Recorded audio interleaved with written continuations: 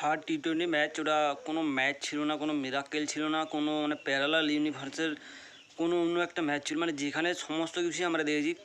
সূর্যকুমার যাদবকে বল করতে, রিঙ্কু সিংকে বল করতে, ওয়াশিংটন সুন্দরকে একটা মানে ড্রিম স্পেল সুপার ওভারে যাকে বলে সেরকমের একটা ড্রিম স্পেল করতে কালকের ম্যাচে কী ছিল নি।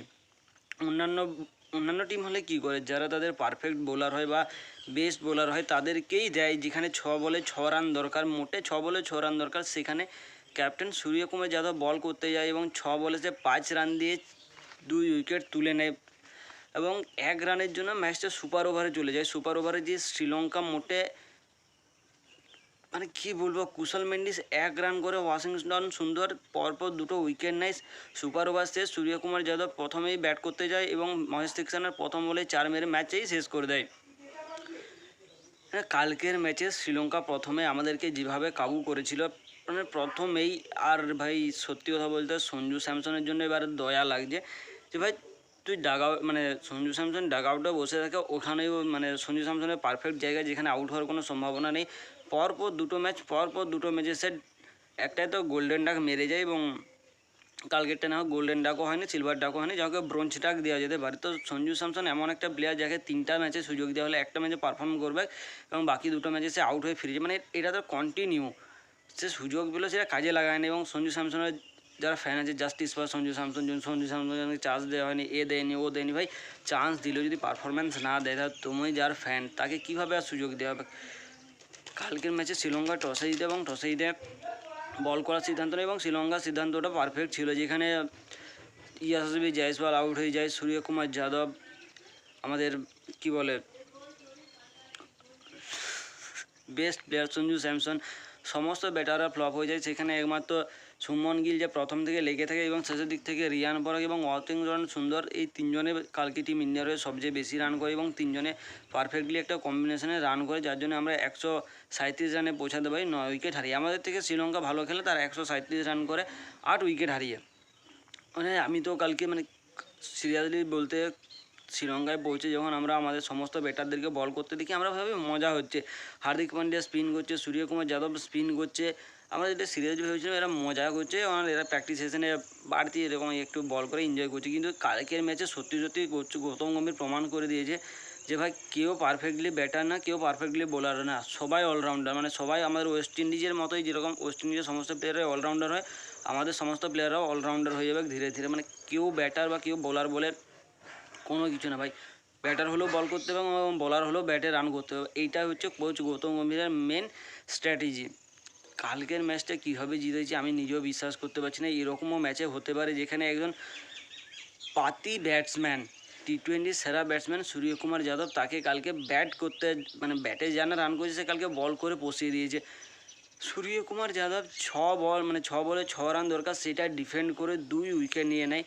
শুধু সূর্যকুমার যাদব না, রিঙ্কু সিং কালকেও একবার বল করে 3 রান দিয়ে 2 উইকেট নেয়, সূর্যকুমার যাদব একবার বল করে 5 রান দিয়ে 2 উইকেট নেয় এবং ওয়াশিংটন সুন্দর 4 ওভার বল করে 23 রান দিয়ে 2 উইকেট নেয়। অর্থাৎ বলতে গেলে সমস্ত বোলারদের থেকে কালকে ভালো পারফরমেন্স দিয়েছে সূর্যকুমার যাদব এবং রিঙ্কু সিং। কালকে টিম ইন্ডিয়া প্রথমে ব্যাট করতে নেমে 137 রান করেছে 9 উইকেট হারিয়ে, কিন্তু সেখানে সবচেয়ে বড় অবদান রয়েছে শুভমন গিলের, যে প্রথম থেকে লেগেছিল এবং 39 রান করেছে, আউট হয়ে যায়। মিডিল অর্ডার থেকে একমাত্র এসেছে মিডিল অর্ডার থেকে একমাত্র এসেছে আমাদের রিয়ান পরাগ, যে 26 রান করে। কালকে সবাই ফ্লপ, রিঙ্কু সিংও ফ্লপ গেছে এবং তারপরে শেষ দিক থেকে ওয়াশিংটন সুন্দর 25 রানের একটা ছোট ইনিংস খেলে, যাতে করে টিম ইন্ডিয়া 137 রানে পৌঁছাতে পারে, অর্থাৎ 138 রানের টার্গেট সেট করা হয় শ্রীলঙ্কার সামনে। শ্রীলঙ্কার তরফ থেকে মহেশ দীক্ষানের 4 ওভার বল করেছিল, 28 রান দিয়ে 3 উইকেট তুলে নেয় এবং ওয়ানিন্দু হাসারাঙ্গা 4 ওভারে 29 রান দিয়ে 2 উইকেট এবং আশিতা ফার্নান্ডো যে 2 ওভার বল করে 11 রান দেয় এবং 1 উইকেট তুলে নেয়। এবারে শ্রীলঙ্কার যে চিরাচরিত শুরু হয় সেটা প্রথম নিশাঙ্কা দেয় এবং তাদের ওপেনিং আরও একজন যে থাকে সে দেয়। কালকে সবচেয়ে বেশি রান করেছে আমাদের না, শ্রীলঙ্কার তরফ থেকে কুশাল পেরেরা, যে 46 রান করে, কুশাল মেন্ডিস 43 রান করে এবং প্রথম নিশাঙ্কা 26 রান করে। শ্রীলঙ্কার তরফ থেকে অর্থাৎ শেষের দিক থেকে সূর্যকুমার যাদব এবং রিঙ্কু সিং দুজন মিলে 2 ওভার বল করে এবং 12 বল করে তারা 8 রান কনসিড করে এবং 4 উইকেট তুলে নেয়। অর্থাৎ শেষের দিকে 4 উইকেট যারা যোগদান করতে পারত, মহেশ দীক্ষা হোক বা পাথিরা না হোক বা ওয়ানিন্দু হাসারাঙ্গা হোক, তাদেরকে তুলে নেয় এবং ভাই বললে বিশ্বাস করা যাবে না, সুপার ওভারে মোটে মোটে 1 রান দিয়ে 2 উইকেট তুলে নেওয়া কম কথা নয়। যেখানে কুশাল মেন্ডিসের মতো ব্যাটসম্যান, তাকে আমরা দেখেছি ওডিআই ওয়ার্ল্ড কাপ হোক বা এই টি20তে সে কীরকম পারফরমেন্স করতে পারে। সেই কুশাল মেন্ডিস পুরো সুপার ওভারে পুরোটা খেলতেও হয়নি, 1 রান করে এবং কিছু বলার নেই ভাই। ওয়াশিংটন সুন্দরের মানে হাত এবং পা যা আছে ভাই, মানে পদযুগল চুম্বন করে কোনো মিউজিয়ামে রেখে দেওয়া দরকার। কারণ কালকে সে যেভাবে পারফরমেন্স দিয়েছে, প্লেয়ার অফ দ্য ম্যাচ হয়েছে প্লেয়ার অফ দ্য ম্যাচ হয়েছে ওয়াশিংটন সুন্দর এবং প্লেয়ার অফ দ্য সিরিজ হয়েছে সূর্যকুমার যাদব। কালকের ইনিংসের দুজনেই হিরো ভাই, রিঙ্কু সিং, সূর্যকুমার যাদব। এই জন্যই হিরো বলছি। ওয়াশিংটন সুন্দর একজন বোলার, সে বোলার হিসাবে কালকের ম্যাচে ভালো বোলিং করেছে এবং শেষের দিক থেকে যে সে যেভাবে ব্যাটিংয়ে যোগদান দিয়েছিল সে ঠিক আছে, আমি মেনে নিলাম। তার পারফেক্টলি বল ছিল, পারফেক্টলি ব্যাট ছিল, সবই পারফেক্টলি ছিল। কিন্তু রিঙ্কু সিং, সূর্যকুমার যাদব তারা শেষ মানে বিশেষ করে সূর্যকুমার যাদব শেষের ওভারে 6 রান দরকার, সেখানে সে 5 রান দিয়ে 2 উইকেট তুলে নেয় এবং ম্যাচ জিতে যায়। এবং কোচ গৌতম গম্ভীরের হাসিটা দেখেছিল লাস্টে ভাই।